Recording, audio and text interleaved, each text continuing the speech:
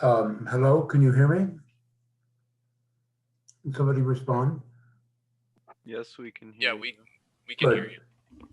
you. Can anybody tell me before we get started? Uh, though there were some people who were having problems with their paper submissions and whether they have been in touch with Naomi Kalnitsky. Is that being resolved? Because I haven't had an email from her uh, confirming all this. So I need to know in order to make sure that things proceed properly. For me Anybody? personally, she didn't respond to me either. I sent it the initial time and then I sent it again yesterday, but she hasn't responded to either one. She has not. She has Okay. not. She hasn't responded to mine either. Yeah. Okay. Anybody else reporting difficulty? Another student who I don't believe is here right now, but I asked him in one of the group chats earlier. Okay, so the problem basically has not been fully resolved. Well, I'll phone her today and see what the situation is. All right. And it will be adjusted. And I'm hoping to also make sure that you get your papers back with comments. So are there any other points of this? I don't know. Perhaps some of you could comment on the tutors who came in here and whether this is going to be useful to you or not. It would be important for me to know whether this tutorial service is of any use to you. What do you think? I actually used the tutor service in my Asian civilization class, and they were actually pretty helpful in just like tidying up my essay and giving me just So it advice. did work for you in a It did, yeah. in another class. Yes. Yes, because in fact, I mean, the normal process in terms of at any level, in terms of putting together an essay, or indeed beyond that, doing graduate work or trying to get something published, getting feedback is really important in terms as somebody writing, having somebody else criticize your work before it is fully submitted is very helpful. So I'd urge you to take advantage of this possibility. I realize that there are always the time constraints and so on, but if possible, I would resort to this. It might work out to your benefit. Any other questions about the upcoming essays or the format, how things are going to go? I mean, I'm worried about the strike myself, and I'm monitoring the thing closely. So we'll see, and as subsequent events dictate, I'll try and keep you fully abreast. I am anxious to get you to know something about China at the very least, because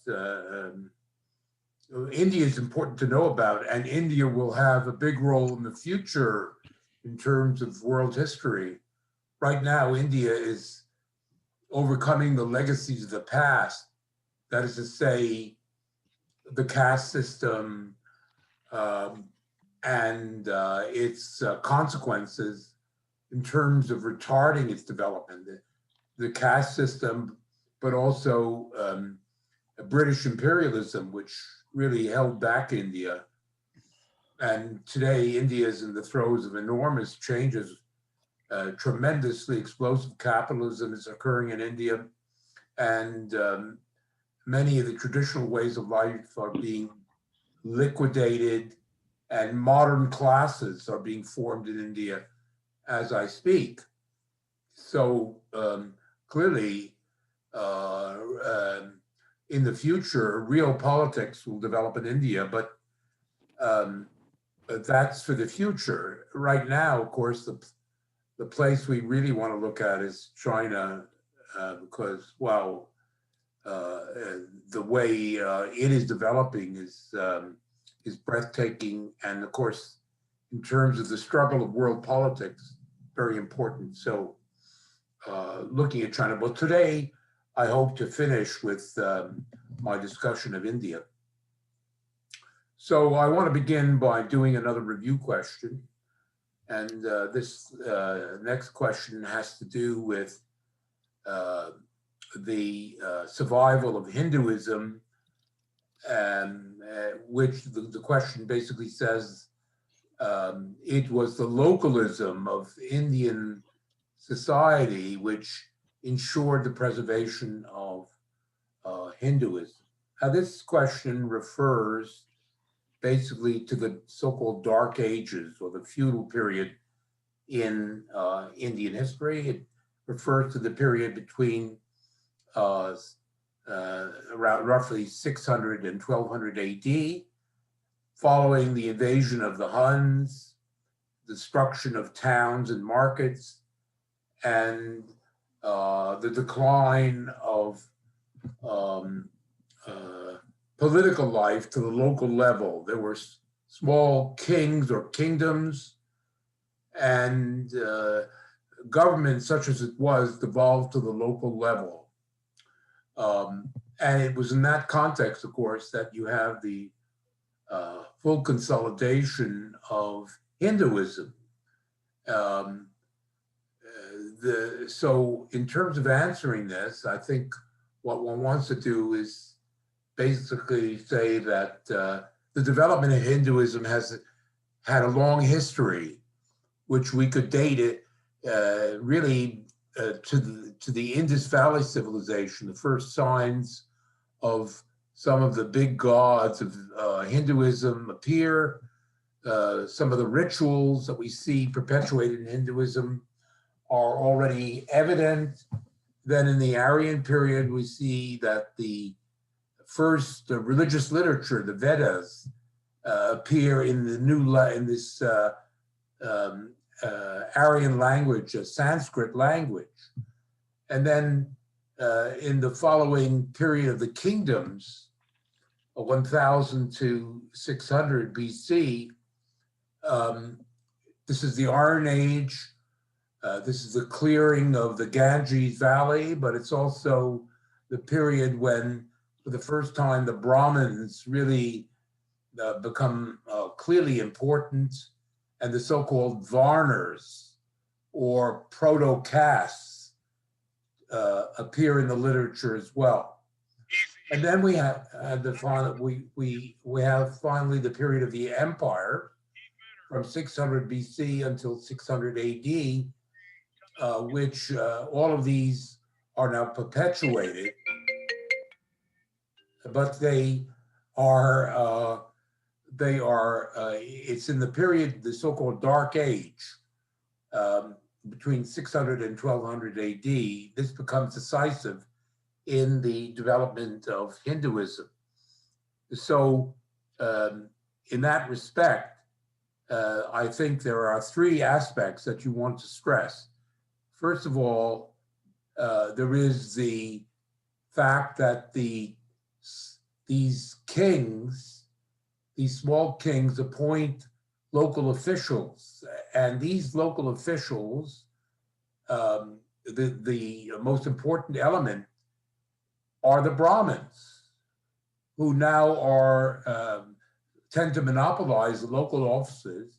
At the same time, they control the temples, the religious and cultural life of the communities, and they enforce the whole system of varnas, or castes, the four castes. They put themselves at the top. The Brahmins are the primary caste, and the other castes are the military men, the Rajputs. It's the second caste. The third caste are the farmers, and the final caste are the outcasts, or the Dalits, who are the laborers and the slaves. And these castes become immovable because there is no intermarriage between these castes, and you cannot move upwards or or even downwards. You are permanently assigned to the caste that you were born into. And so there's a kind of static quality that develops in the society, which is then reinforced by the third element, which is the fact that in the absence of merchants, trade, money, or larger states, the economy becomes autarkic, confined to these tens of thousands of small villages where peasants, of course, are producing for themselves and a certain surplus, and they exchange that surplus with the craftsmen, the shoemakers, the furniture makers, the cloth makers, live from the grain provided by the peasants. At the same time, the peasants acquire these few utensils and manufactured objects from the artisans. And there is no higher level to the economy, except insofar as the peasants are obliged to deliver a certain amount of the grain as tribute to the Brahmins and to the merchant, the military landlords who live in the villages. So this becomes a kind of closed economy, stagnant economy, which in the 19th century was referred to as the Asiatic mode of production, which especially was seen by Europeans as basically ensuring no change. The economy merely reproduced itself, but there was no dynamic economic development. Dynamic economic development is associated with classes. In the absence of economic classes, there was no real economic growth in Indian society. On the other hand, it ensured that when the Muslims swept down, beginning in the 8th century and then more strongly in the 10th and 11th centuries and the 16th century, there, of course, town life redeveloped, merchants, money, and so on, but it never penetrated down to the local level. The new states, the Delhi Sultanate and the Mughal Empire, basically insisted that the Brahmins and the Rajputs delivered tribute up to the level of the centralized states. But these centralized states existed really quite apart from the villages. And basically, these Hindu elites had contact with the village level. The Muslim state lived in a world of its own, and therefore didn't interfere with these villages. And so Hinduism basically persisted at the village level, and the majority, of course, of subjects of these Muslim empires remained Hindus, which is basically what we need as an answer. Are there any questions about what I've said? Okay, that takes care of that question. I now want to resume and hopefully complete the narrative that I've been developing about the development of India. So we saw that at the top of Indian society, of course, there was the emperor, and we're using Akbar as a central figure here, late 16th century, because it's under him that the Mughal Empire consolidated itself. So we have the emperor and the Mansabdars at the top. They form the core of the Mughal Empire state, and they live extremely well, as I tried to indicate last time. The tribute comes up through the villages into the hands of the Brahmins and the Rajputs, but most of it ends up in the hands of these Mansabdars and the empress. And based on this steady flow of tribute, this elite of, say, 600 aristocrats and the Sultan, the emperor, they are able to create this extremely luxurious culture based on obviously Indian, but also Persian and Ottoman influences. They use the surplus to build palaces, to build forts, to build temples, and to furnish all of this with this very rich sort of furnishings and textiles of every description: silks, cottons, muslins, cashmeres, which are turned into fine textiles, which also furnish these palaces. And they spend their time basically banqueting, doing dances, and enjoying the gardens and the fountains that are part of these palaces and temples.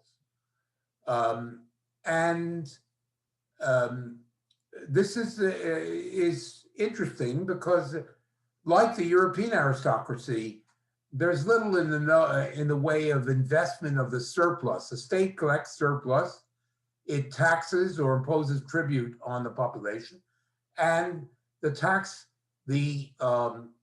state has choices.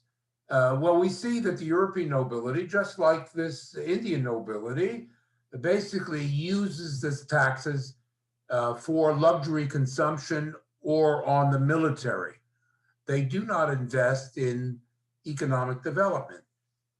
However, in Europe at least, we can say that from the beginning of the 17th century, with mercantilism, the state is using a certain percentage of that surplus to develop the economy. And I'm not going to go into mercantilism, but I've explained it's a policy of protectionism and state investment in certain industries that are related to war. So there is the beginning of economic development, and that of course helps the development of the middle class. But in India, we don't see such a development. What we do see is that the towns, merchants, and money do revive. It's mainly in the hands of Muslim merchants. There are others as well, like we do see some Portuguese merchants, for example, from Goa, who are involved. We see some Jewish merchants who are settled in Kerala state and who come down from Iraq. We see Parsi merchants, merchants who practice a sort of Zoroastrianism. I'm not going to get into it, but there are merchants of various kinds who basically furnish the luxury goods that the nobility prizes. And we see that luxury goods are being produced in various parts of India. There's a certain division of labor. There's a certain development, what we call, of putting out manufacturing on a very large scale. And from a world point of view, the most important product, luxury product that is produced is cotton. Of course, most Indians are dressing in cotton, but cotton is discovered by, cotton textiles from India are discovered by the rest of Asia in the 17th century, and Indian cotton textiles become absolutely dominant in the Asian market in the 17th century, but they also conquered Europe in the 17th century. And the result is that the balance of trade deficit, which was already present in the 16th century, becomes worse and worse as Indian textiles flood the European market. And the Europeans have to export huge amounts of precious metals in order to supply India with this bullion in order for the Indian merchants to send cotton textiles to India.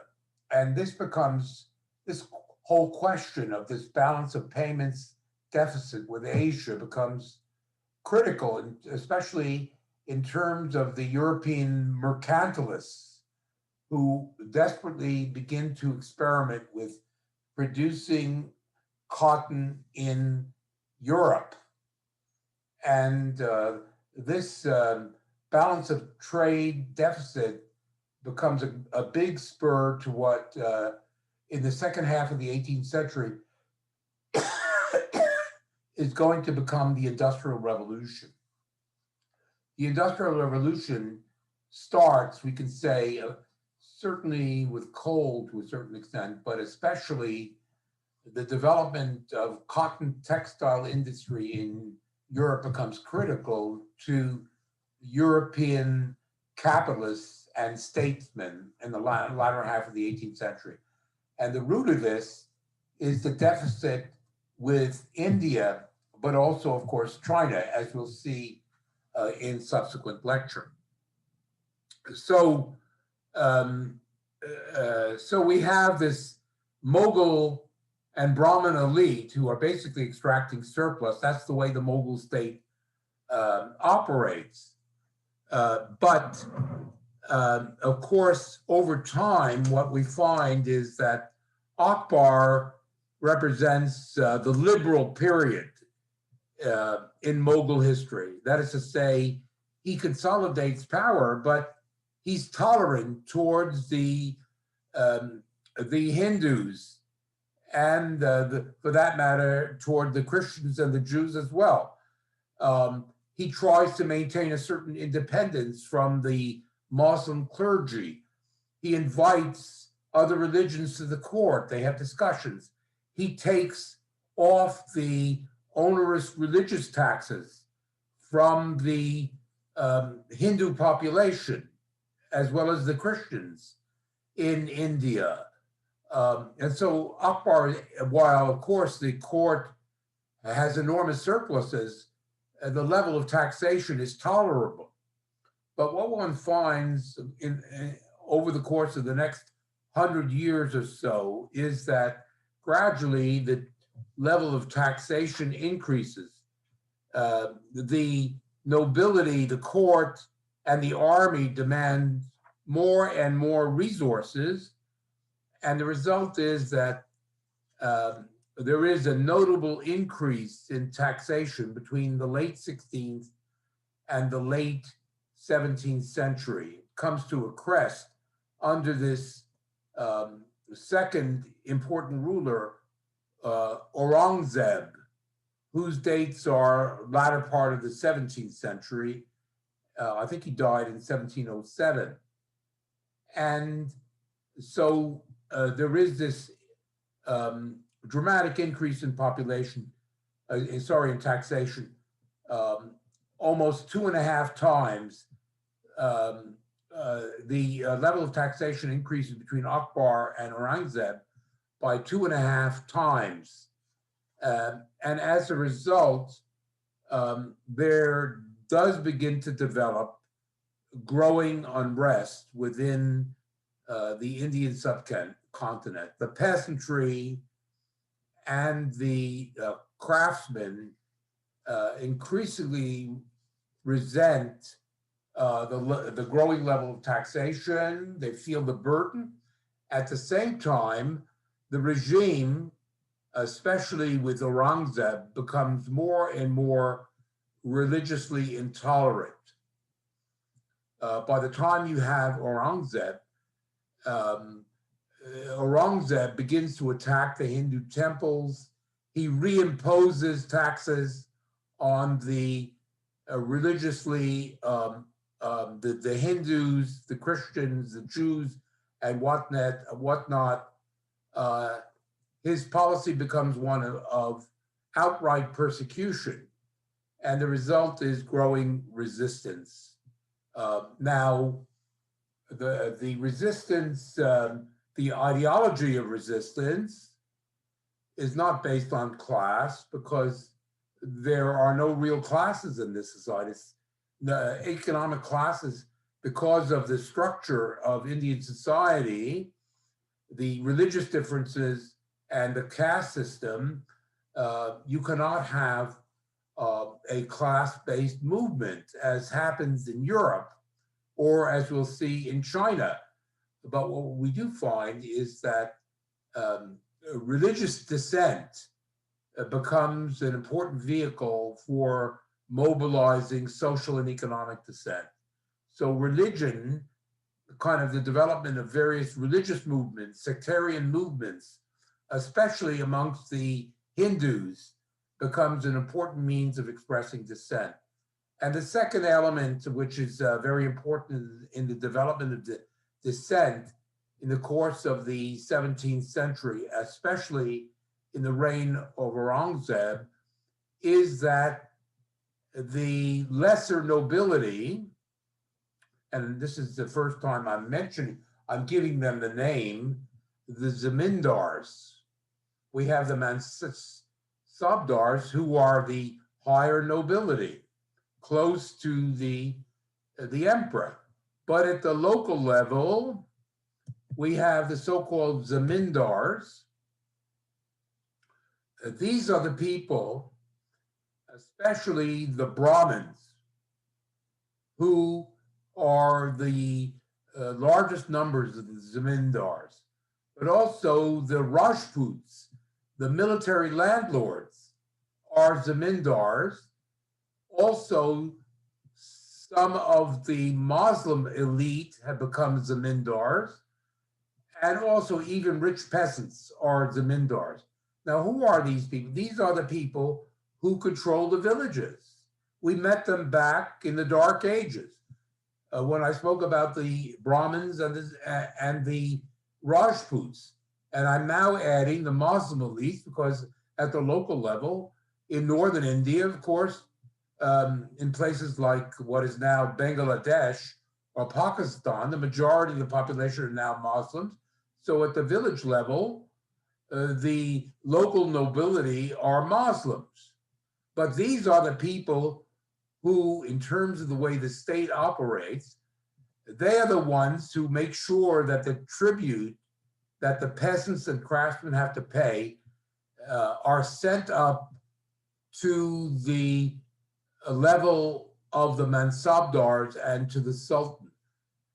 All of them depend on the tribute from the peasants, but it is the zamindars who were confirmed by, as the Mughal state consolidated itself, these local officials who have been there for centuries, especially in the case of the Rajputs and the Brahmins, they are made zamindars, that is to say, local tax officials who are absolutely vital in terms of supplying tribute to the mansabdars and the emperor. Well, in the course of the 17th century, and particularly under Aurangzeb, they begin to resist.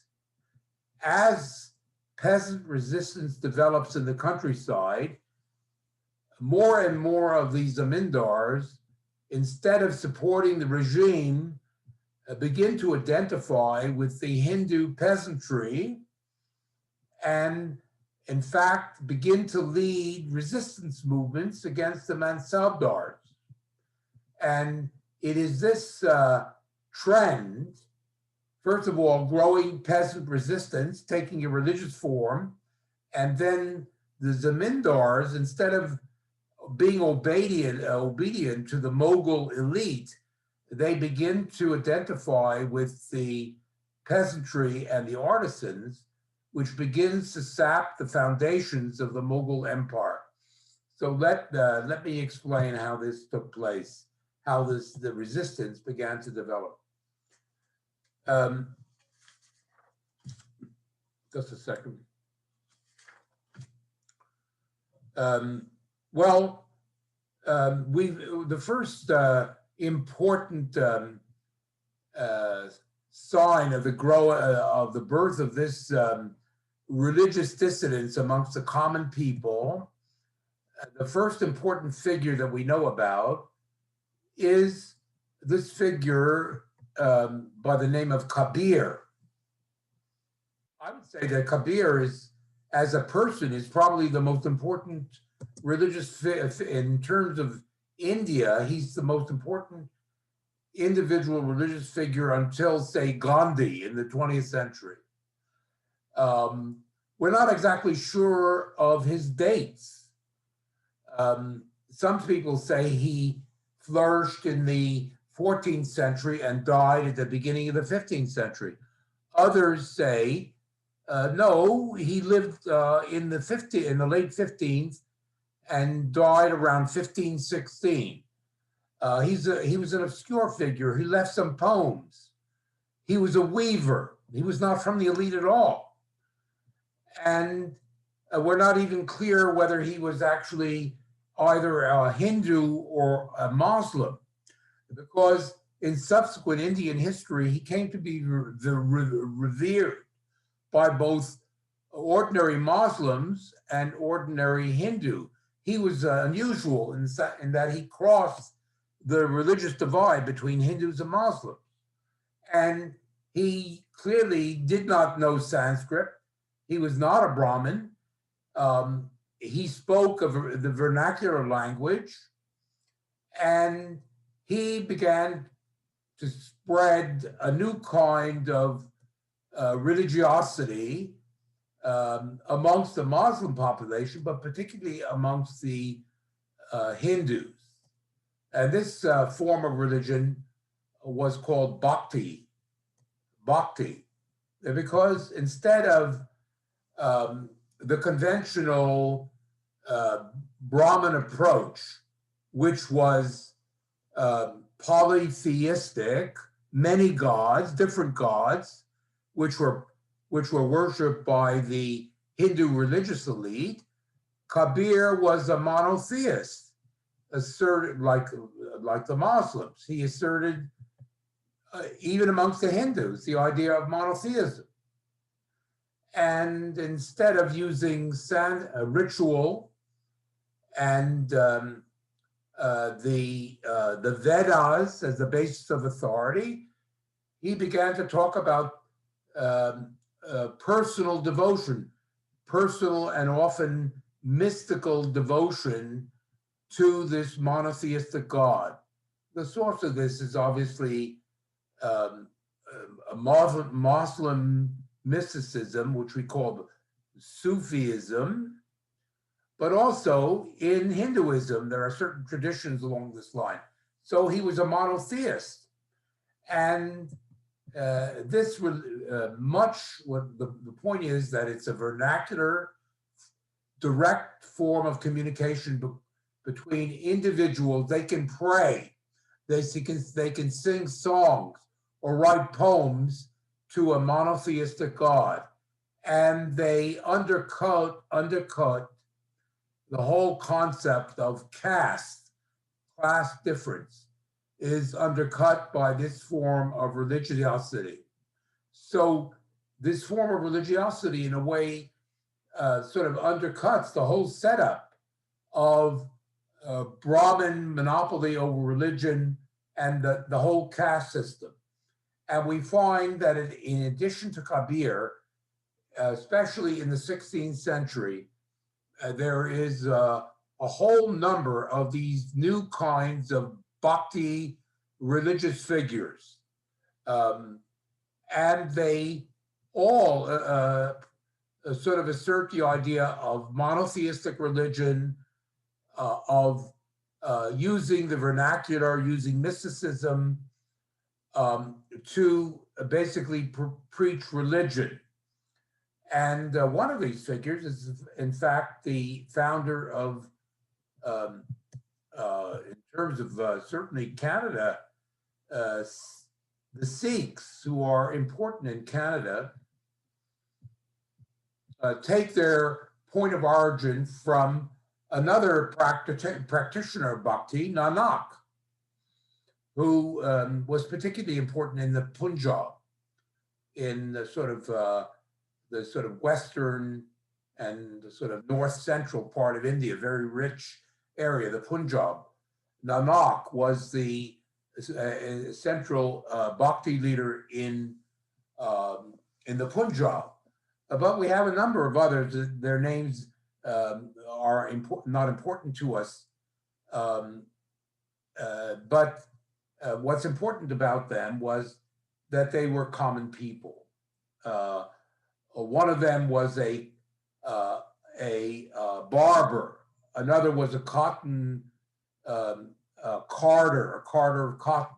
Another was a scavenger, made his living by basically collecting garbage. Another was a calico printer. So these were common artisans or even below artisans from the lower caste who basically were promoting this new form of religiosity that was accessible, always in the vernacular language, and eventually some of these bhakti leaders began to organize small communities, religious communities, even organized communal kitchens and hospitals to take care of people. A certain charity developed amongst these people, which did not interest the leaders of Hinduism. And amongst all these groups, the most well-known is the Satnami sect, which was especially prominent amongst peasants and artisans in the Ganges Valley and also in and around Delhi. This Satnami sect, which eventually organized self-defense communities, which actually challenged the, as you'll see a bit later, the Mughal state. So it began to turn into a kind of opposite, direct political threat to the Mughal state. Now, I want to repeat the fact that what we find is that these dissident movements mainly took a religious form. They were not able to become class movements because the caste system and the localism of Indian society was such that real class movements could not develop as developed in Western Europe or in China. Although one could note that certainly in Europe, I would say that the Mennonites and the Hutterites are examples of sectarian movements that are not class movements. They actually developed out of a revolutionary movement of the Anabaptists during the Reformation, but they never did become class movements. They remain sectarian movements. But we do see this comparability, at least, between the Bhakti movements and the Anabaptist movements in Western Europe. Now, it is under this king, this emperor Aurangzeb, that all of this comes to a head. That is to say, the full emergence of these sectarian religious movements, the most important of which is the Satnamis. We could also point to the fact of the Sikhs as another such religious movement. So religious dissent, and also the basically the Zamindars, instead of obeying the state under Aurangzeb, some of them begin to identify with the common people and begin to take the lead in these dissident movements.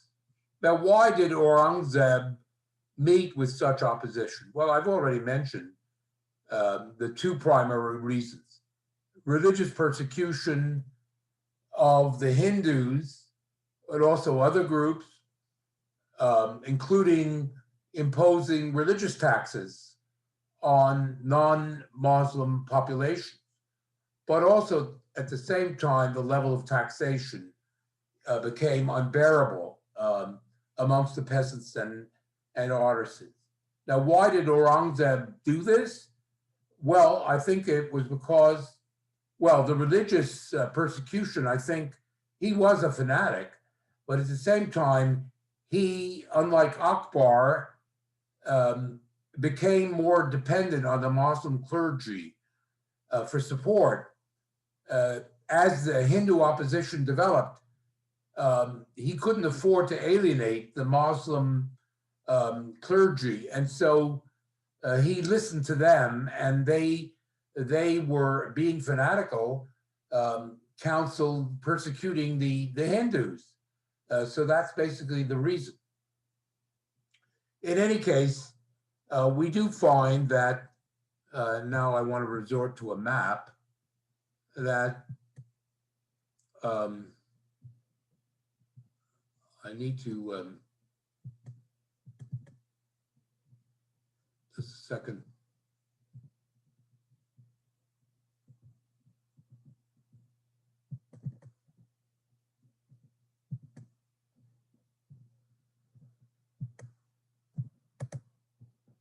One second.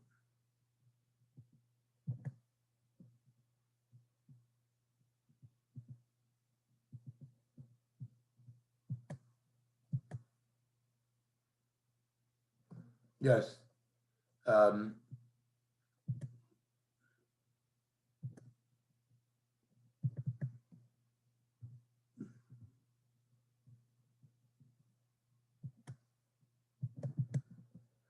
Okay, decline of the Mughal Empire. First of all, we find that in this region here, the Hindus, this is the first place where a rebellion of the Hindus, you could see the extent of the empire. It's virtually the whole of India by the time of Aurangzeb's reign. This is all in orange. But in this region here, you find the first important rebellion develops. Something called, the Hindus in this region are called Marathras. And under the leadership of an individual by the name of Savaji, in this region, under Savaji, basically this region secedes from the Mughal Empire, and the Aurangzeb and his successors were unable. Here's the name, Marathra, and the general, his name is Savaji. This is the first time the Hindus basically organized at a sufficient level. And what we find is that the revolt begins amongst the peasants. And it's notable that these peasants even know how to manufacture, with the help of artisans, muskets, rifles, which they use against the Mughal infantry. So we find a successful resistance on the part of the Hindus under Savaji, and a confederacy is organized. Certainly it begins amongst peasants and craftsmen, but it is the zamindars amongst them. The Brahmin leadership assumes control over the Maratha confederacy. So it begins amongst common people, but the elite ultimately takes control. But this movement is only the beginning, because we find that in the course of the late reign of Aurangzeb, the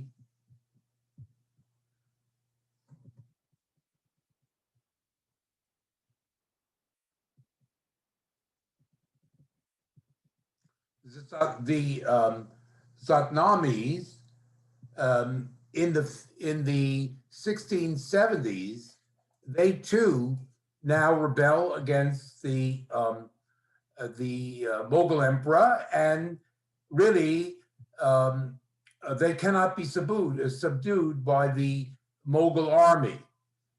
And by the beginning of the 17th century, the Sikhs, the various Rajput-led popular rebellions develop in northern India. And by the time that Aurangzeb dies, the whole country it basically is falling apart.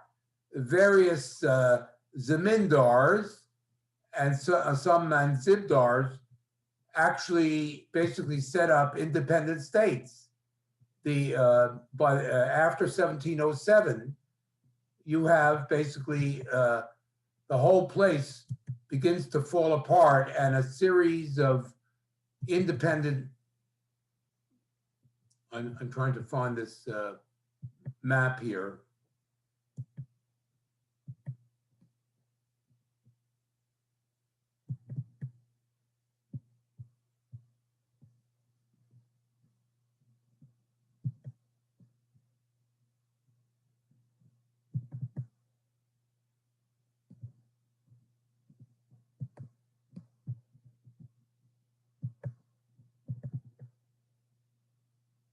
It's not coming.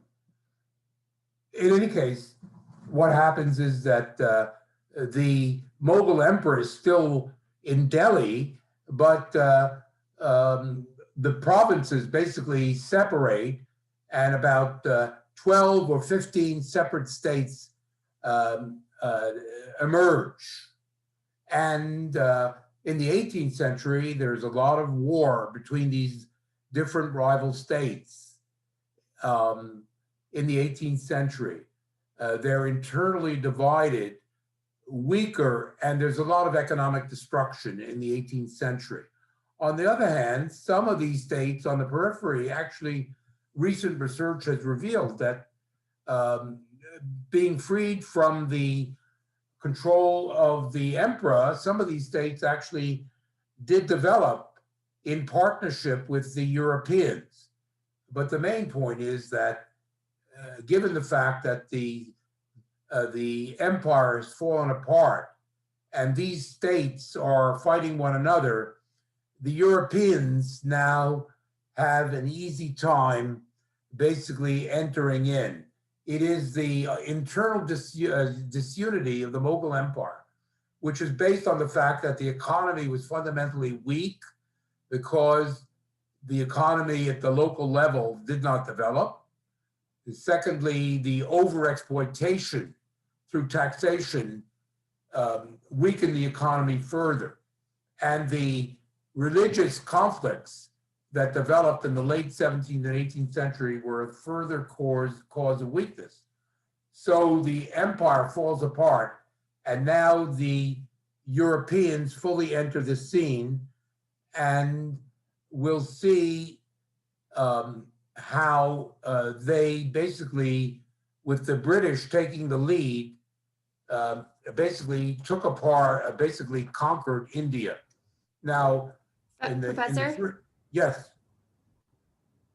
Yes. Professor, you're cutting out. I'm cutting out? Can you hear me?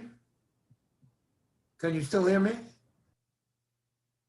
Okay, I assume you're still listening. Not really, No? kind of now. Okay, I'm stopping. If I'm cutting out, I'm stopping. And what we'll do is we'll finish this off in the first 5 or 10 minutes of the next lecture. Thank you very much.